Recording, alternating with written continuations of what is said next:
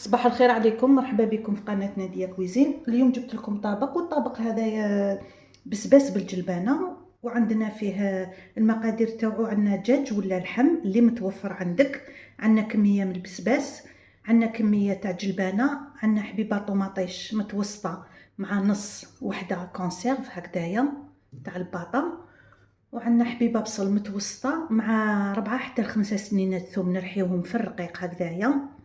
عندنا الزيت والتوابل، عندنا كركم، عندنا العكري، عندنا راس الحانوت، وعندنا فلفل والملح، وعندنا كميه من الزيت.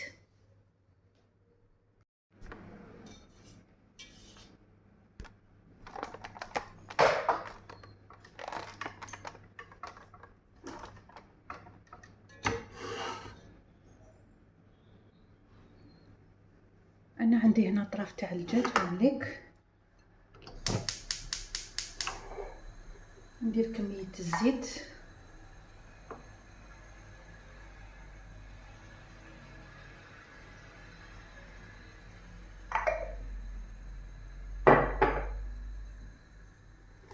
ندير البصل،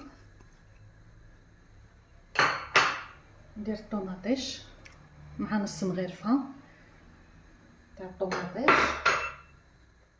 عندي فلفل الكحل، عندنا شويه راس الحانوت،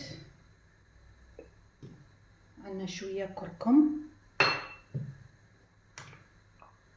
مع العكري هكذا، وشويه ملح. نخلوهم يتقلاو مليح حتى يتقلى البصل مليح مع الطوماطيش باش نرمو البسباس.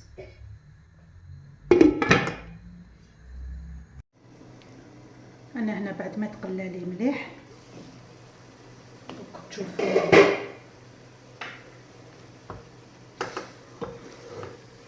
هكذا،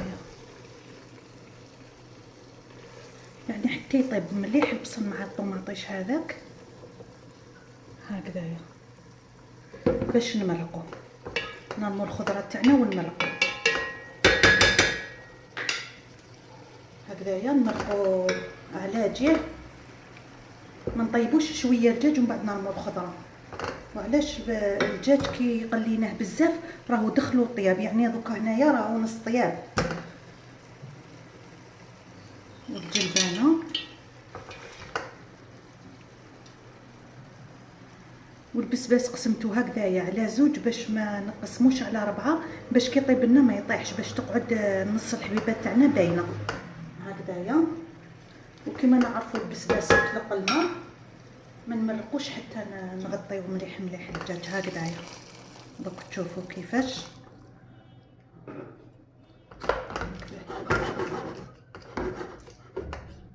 كما قلت لكم السما الدجاج راهو نص طياب، راح يزيد غير شويه قيس ما يطيب لنا البسباس، نزيد شويه ياما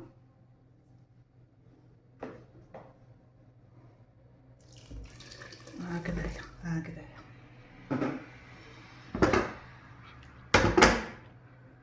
نديروه على نار قاويه يغلي، يرفد الغليه زوج غليات ولا، ومن بعد نقصوها له نص هكذا باش يطيب في غرفو.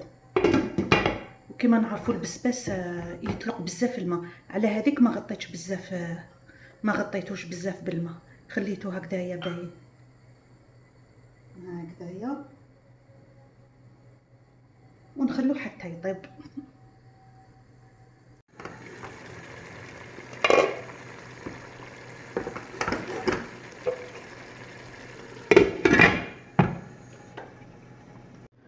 هذا هو الطاجين تاع نهار اليوم، نتمنى تجربوه ويعجبكم. الى وصفات ما خير ان شاء الله.